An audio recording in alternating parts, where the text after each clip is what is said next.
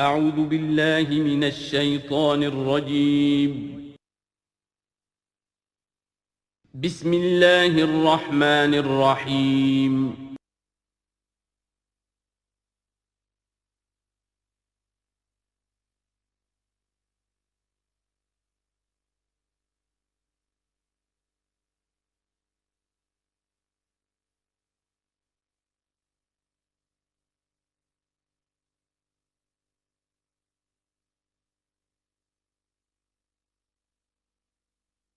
نحمده ونصلي على رسوله الكريم اما بعد فاعوذ بالله من الشيطان الرجيم بسم الله الرحمن الرحيم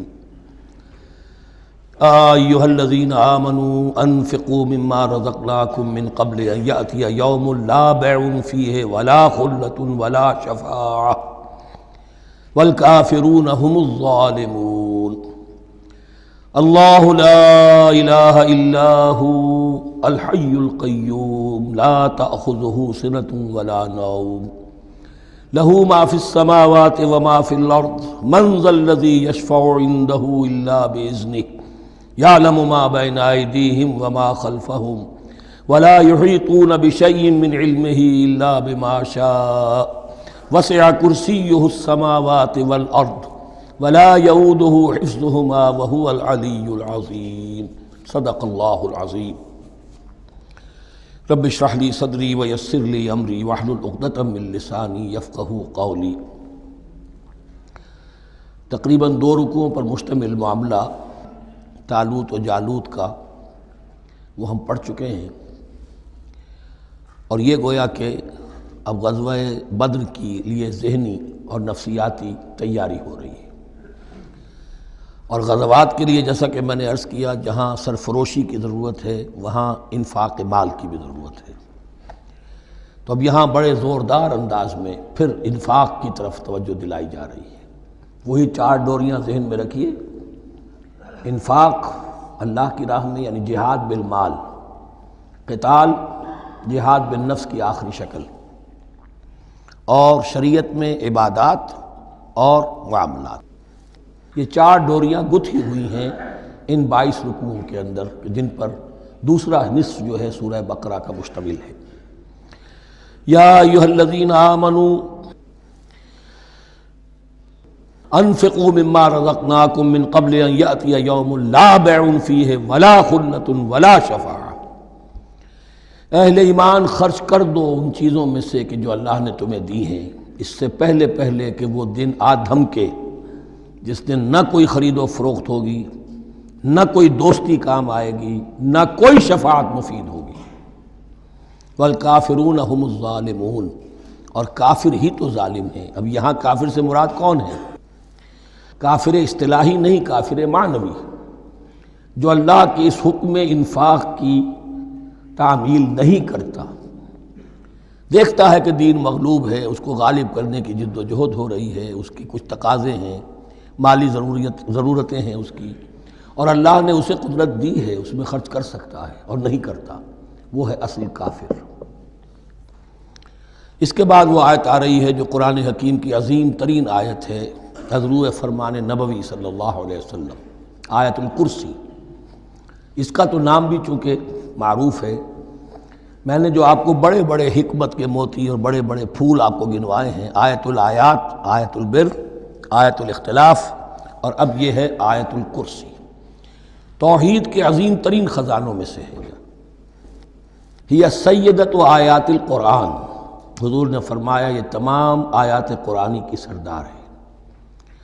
جس طریقے سے آیہ بر اور سورۃ العصر میں ایک نسبت ہے کہ ہدایت اور نجات کی شرائط ساری کی ساری ایک چھوٹی سی صورت میں اللہ نے جمع کر دی، والعصر ان الانسان لفی خسر الا الذین آمنوا وعملوا الصالحات وتواصوا بالحق وتواصوا بالصبر، لیکن اس کی تفصیل ایک آیت میں آئی، وہ آیت البر ہے۔ چنانچہ جو منتخب نصاب ہم نے مرتب کیا ہے دعوت قرآن کے لیے، میں پہلا درس سورۃ العصر کا ہے اور دوسرا درس آیت البر کا ہے۔ جو نسبت سورۃ العصر میں ہے کہ وہ سورت ہے، یہ آیت ہے، لیکن اس آیت میں کئی صورتیں نکل سکتی ہیں حجم کے اعتبار سے سورۃ العصر کے برابر۔ یہی نسبت ہے سورہ اخلاص میں 4 آیتیں، توحید کا عظیم ترین خزانہ. اور یہ آیت الکرسی، یہ آیت ہے. سورہ اخلاص اس میں 4 بن جائیں گی حجم کے اعتبار سے، لیکن اسے حضور نے ثلث قرآن قرار دیا ہے. توحید کے موضوع پر جامع ترین سورۃ الاخلاص، لیکن توحید اور خاص طور پر توحید فی الصفات کے موضوع پر عظیم ترین آیت یہ آیت الکرسی ہے. اللہ لا الہ الا ہو، اللہ وہ معبود برحق ہے جس کے سوا کوئی الہ نہیں. بڑا کیٹیگوریکل. الحی القیوم، وہ زندہ ہے از خود اور باخود، اس کی زندگی مستعار نہیں ہے.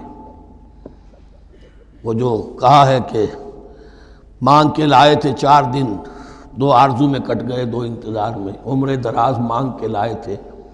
اللہ کی زندگی ہے اس کی از خود زندگی، کسی کی دی ہوئی نہیں. اور اس زندگی میں کوئی ضعف نہیں، کوئی کمزوری نہیں، کوئی احتیاج نہیں. آگے آ جائے گا، نہ اسے نیند آتی ہے نہ اونگ آتی ہے. قیوم، خود اپنی جگہ وہ زندہ جاوید ہستی ہے، اور باقی ہر شے کا وجود اس کے حکم سے قائم ہے. کوئی شے قائم نہیں ہے بغیر اس کے اذن کے. تو گویا کہ احد اور الصمد، اللہ اپنی جگہ احد، لیکن باقی پوری کائنات کے لیے صمد ہے. جو سورہ اخلاص میں 2 الفاظ آئے ہیں، قل هو اللہ احد اللہ الصمد.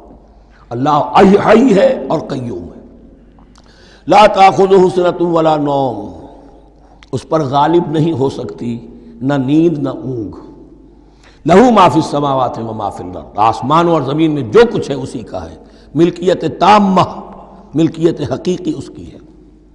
من ذا الذی یشفع عندہ الا باذنہ، کون ہے وہ جو شفاعت کر سکے اس کے پاس مگر اس کی اجازت سے. اب یہ مقام آیا ہے سورہ بقرہ میں پہلی مرتبہ. 3 مرتبہ کیٹیگوریکل ڈینائل کے بعد کوئی شفاعت نہیں، کوئی شفاعت نہیں، کوئی شفاعت نہیں. یہاں بھی جو انداز ہے بہت ہی جلالی انداز ہے. منظر الذی، کس کی یہ حیثیت ہے، کس کا یہ مقام ہے، کس کو یہ زور حاصل ہے کہ وہ اپنے اختیار کے بل پر، جو اپنی حیثیت کی بنیاد پر شفاعت کر سکے. ہاں، جس کے لیے اللہ اجازت دے دے. استثناء کے ساتھ شفاعت کا یہاں پر پہلی مرتبہ آیا. ورنہ سورہ بقرہ کے 6 رکوع کی دوسری آیت، وَاتَّقُوا يَوْمًا لَا تَجْزِي نَفْسٌ عَن نَفْسٍ شَيْئًا وَلَا يُقْبَلُ مِنْهَا شَفَاعَةٌ وَلَا يُؤْخَذُ مِنْهَا عَدْلٌ وَلَا هُمْ يُنصَرُونَ. 15ویں رکوع کی دوسری آیت، وَاتَّقُوا يَوْمًا لَا تَجْزِي نَفْسٌ عَن نَفْسٍ شَيْئًا وَلَا يُقْبَلُ مِنْهَا عَدْلٌ وَلَا تَنفَعُهَا شَفَاعَةٌ وَلَا هُمْ يُنصَرُونَ. اور اب اس سے پہلے کی آیت میں آ چکا ہے وَلَا شَفَاعَةٌ، کوئی شفاعت مفید نہیں ہوگی. لیکن یہ کہ اس میں ایک استثناء ہے. اب یہ ذرا باریک مسئلہ ہے کہ شفاعت حقہ کیا ہے، شفاعت باطلہ کیا ہے. تو دورہ ترجمہ قرآن میں اتنی تفاصیل کے ساتھ بحث نہیں کی جا سکتی، وہ ایک علیحدہ موضوع ہے. حال ہی میں نے اس پر اپنے درس ریکارڈ کرا دیے ہیں.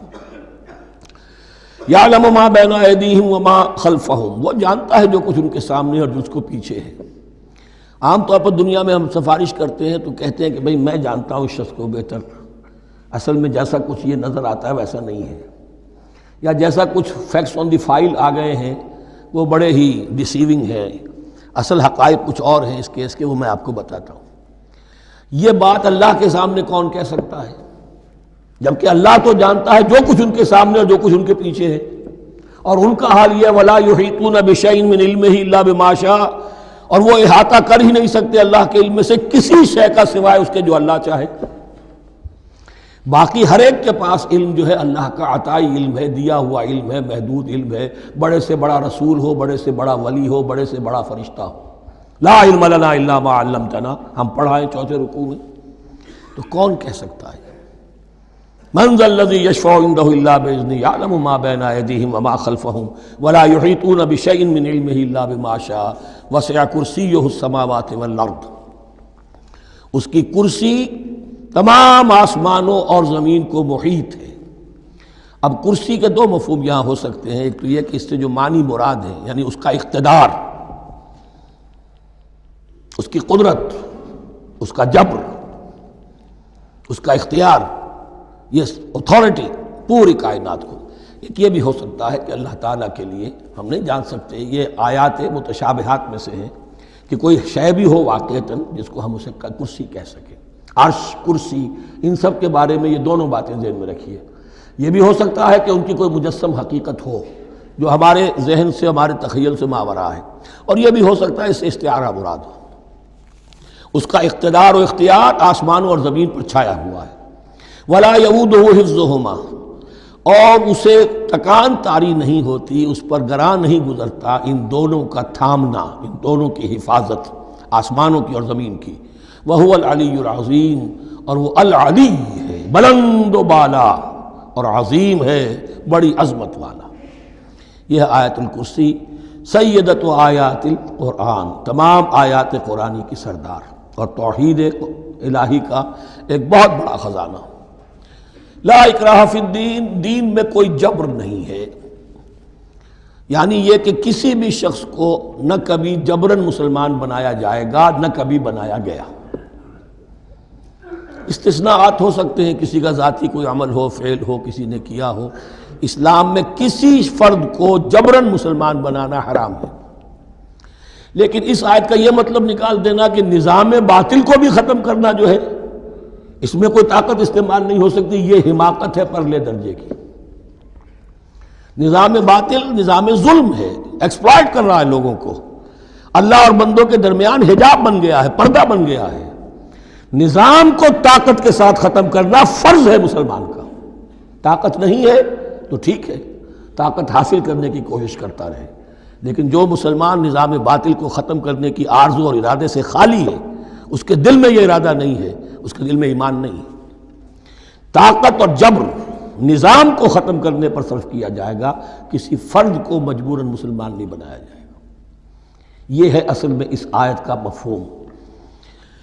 لا اکراہ فی الدین قد تبین الرشد من الغی، رشد، ہدایت واضح ہو چکی ہے کجی سے، جتنی کجیاں ہیں، جتنے غلط راستے ہیں، جتنی شیطانی پگڈنڈیاں ہیں، ان سے جو صراط المستقیم ہے اس کو بالکل مبرہن کر دیا گیا ہے۔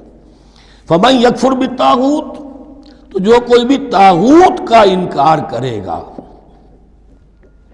دیکھیے اللہ پر ایمان لانے سے پہلے طاغوت کا انکار ضروری ہے۔ جیسے لا الہ الا اللہ، تو طاغوت، اور طاغوت کون ہے؟ طغا سے سرکش، جس نے اپنی حاکمیت کا اعلان کیا وہ طاغوت، جس نے غیر اللہ کی حاکمیت کو تسلیم کیا وہ طاغوت، اس کے تحت بننے والے سارے انسٹیٹیوشنز طاغوت، جو بھی ادارے ہوں، چاہے کتنے ہی خوشنما ادارے ہوں۔ ہے عدلیہ، لیکن وہ عدلیہ اللہ کے قانون کے مطابق فیصلے نہیں کر رہی، کچھ اور لوگوں کے بنائے ہوئے قانون کے مطابق فیصلے کر رہی، وہ طاغوت ہے۔ جو بھی اللہ کے حدود بندگی سے تجاوز کرتا ہے وہ طاغوت ہے۔ طغیانی کسے کہتے ہیں؟ پانی دریا کی حدوں میں بہہ رہا ہے، لیکن جب وہ اپنی حدوں سے نکلا طغیانی پہ ہے۔ دریا کو اپنی موج کی طغیانیوں سے کام، کشتی کسی کی پار ہو یا درمیان رہے، اسے اس کی کیا فکر ہے؟ تو طغا اور بغا، یہ دونوں بڑے قریب کے الفاظ ہیں، بغاوت اور طغیانی۔